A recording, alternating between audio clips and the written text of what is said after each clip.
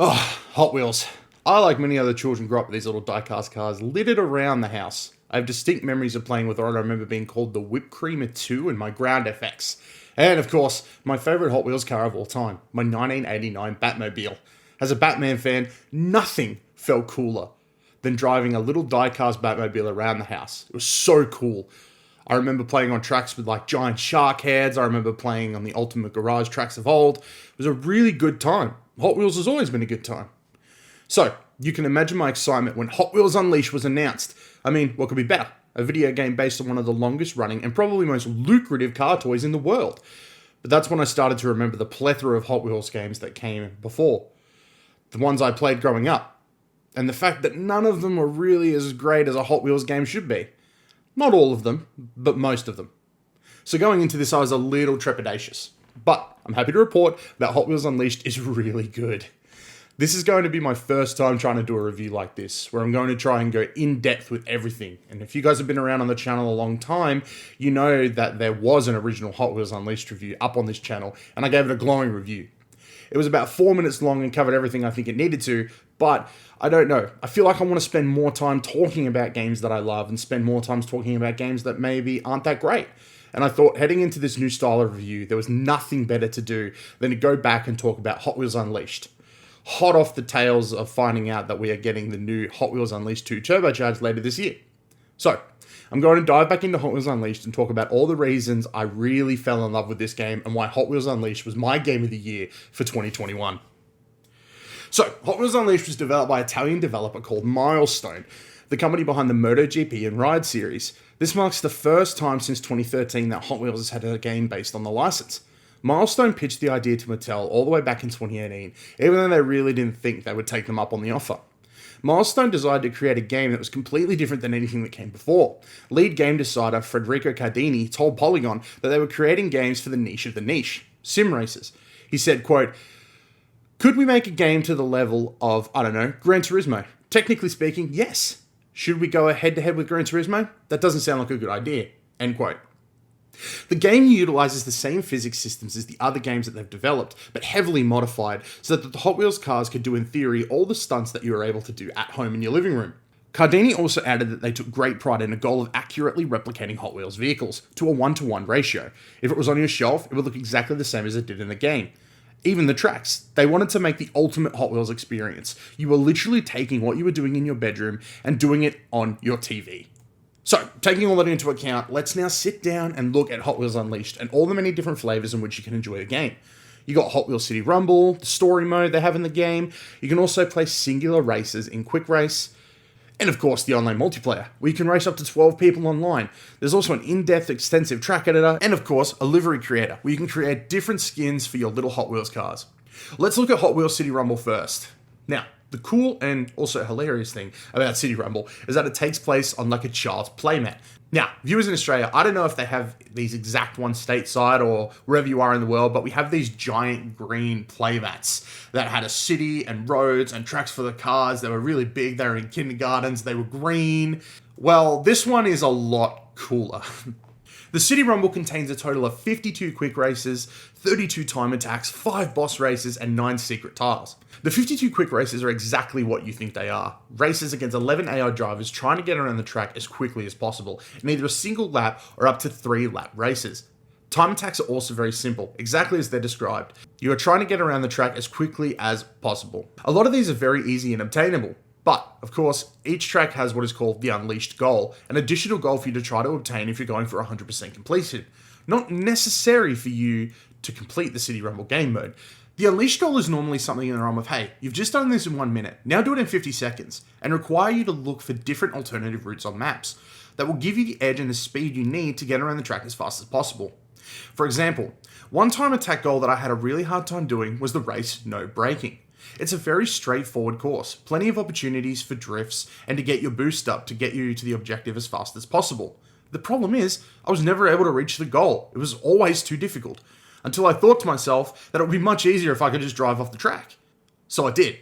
Thinking about these tracks as less straightforward Forza Motorsport or Gran Turismo circuit racetracks and more like a Hot Wheels set that we had growing up allowed me to realize that these tracks aren't set in stone. They're designed for you to experiment, designed for you to go off-road, and designed for you to use the bedroom or college dorm floor, benches, shelves, and the environment around you, as if you were playing with these Hot Wheels cars on your floor at home. The environment is as much a part of the track as the track itself. The boss races themselves are quite unique in the fact that they don't really feel like a traditional boss fight, where you would probably go up against the car and have a 1v1 race. The bosses themselves are the tracks. So, for example, the starting line is basically where you'll see the boss for the first time. Pterodactyl, robot, ghost, just to name a few. And each track has some sort of obstacle that is unique to that boss. For example, Pterodactyl creates little wind tornadoes as you're driving around the track. And if you get caught of them, your car will lift up into the air, spin around, and get thrown to the ground, losing precious seconds in a race against the other 11 AI drivers. The Haunted House Ghost boss fight has all these ghosts that pop up on the track. Driving through them will obscure your view, akin to something like the squid item in Mario Kart.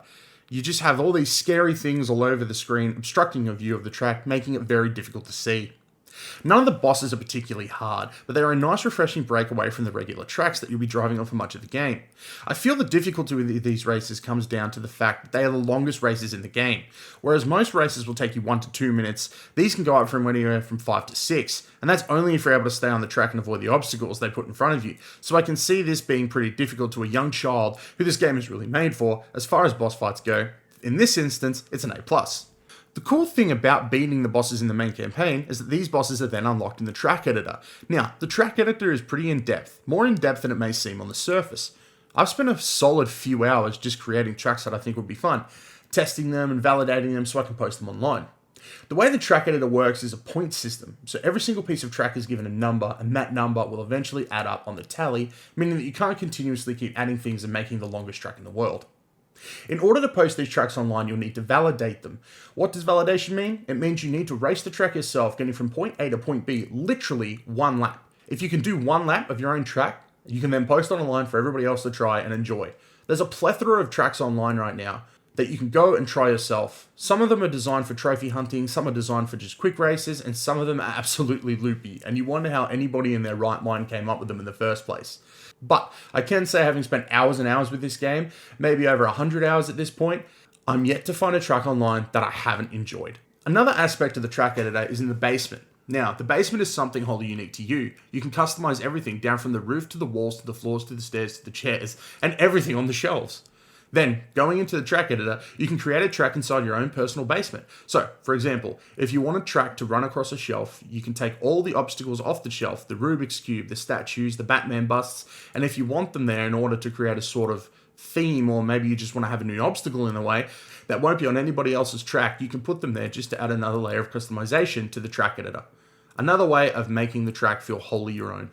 So, we've talked a lot about what you'll be doing in this game, but not about what you're doing it in.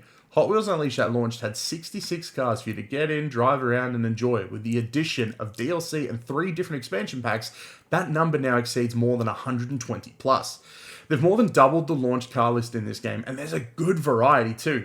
From licensed cars such as the Batmobile, Street Fighter, Looney Tunes, even SpongeBob's in this game, they have real-life cars like the VW Beetle, Mini Cooper S, the Honda S2000, but nothing beats the original Hot Wheels cars like the Dodge Diora, the fan-favorite Diora 2, the Bone Shaker Twin Wheel, and one of my personal favorites, the RDO2 from Acceleracers.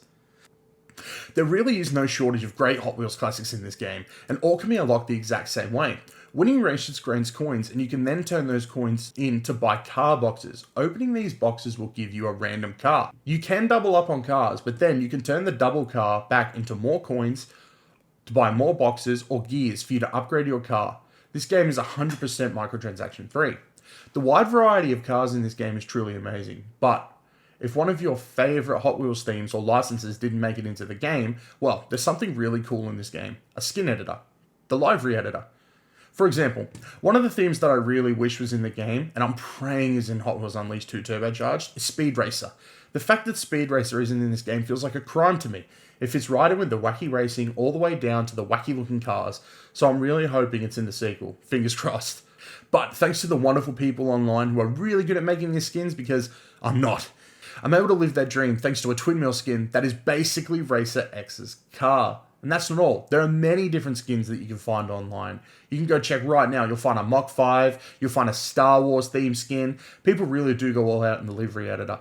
Now, it's not as deep as something as the Forza Motorsport editor, but you wouldn't expect it to be. And hopefully in the sequel, we might see even more added to it. But as it stands right now, it's an excellent skin editor. I would suggest going in and picking your favorite car and just having a look at what skins are available. You might be able to make your own car even more awesome than it already is. We've now come to what I think is one of the only downsides when talking about this game, and that's the online. The online is simultaneously one of the coolest and most disappointing parts of this game. Online, you can race with up to 11 people on a wide variety of tracks. The tracks are determined in a voting system. 3 pre-made tracks from the game itself, including 3 random tracks created by the community. The 3 tracks created by the community are always wacky fun, weird, and normally receive the most votes. Something that is really cool and not exactly seen in games today is that the paid content is not locked away from players. Say, for example, you don't own the Looney Tunes expansion, but one of these tracks comes up for you to voting. It's in your best interest to vote for that track, just to give it a try, because you can. It's not locked away because you haven't bought the expansion. You can race on it just like everybody else, which makes finding a lobby really easy when they don't keep the content locked away. The downside is that online can be very buggy and unreliable. Getting into races is easy. Being at the starting line, waiting for the race to start, super easy. But the second the race starts, some people go flying off the map in different directions, or people are just not moving, all the cars rubber banding. It's not exactly the most stable thing in the world, and it really is disappointing. Especially in such a fast-paced racing game, where everybody's on the track, and knowing exactly where everybody is key in order to winning the race. Thankfully, online is only a small part of what I consider a pretty brilliant game. But here's hoping in the sequel that they're able to iron out those issues and we can have a really smooth online experience that will keep the community coming back racing day after day after day. So when I made Hot Wheels Unleashed my Game of the Year for 2021, a lot of people were shocked. A lot of people wanted to know why. And to be honest, the game just came at the right time for me. With so many realistic sim races, first-person shooters, and monolithic cinematic single-player story games coming out all the time, Unleashed was just a fun, goofy arcade racer that I feel like I needed at the time. It was a game that took me back to playing games on the PS2 or the 360. It was just a fun time with cars. The cars were fun, the tracks were fun, and I had fun. And at the end of the day, isn't that what a game is supposed to do? Is Hot Wheels Unleashed perfect? No. But, in my opinion, for me, it's goddamn close. Hot Wheels Unleashed, to me, is almost a masterpiece. Well, that's it, guys. Thanks for checking out this review. Hopefully you guys enjoyed this new style of review.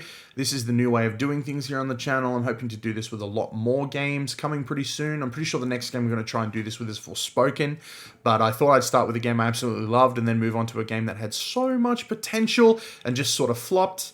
But yeah, look forward to my Forspoken review. It's going to be coming very soon. And I hope that a lot of you guys are now keen to go and check out Hot Wheels Unleashed after this. And if this is the sort of style of review that you guys like and you'd like to see more, make sure to let us know down in the comments below. But that's going to do it from me. Thank you so much for watching. I really do appreciate it.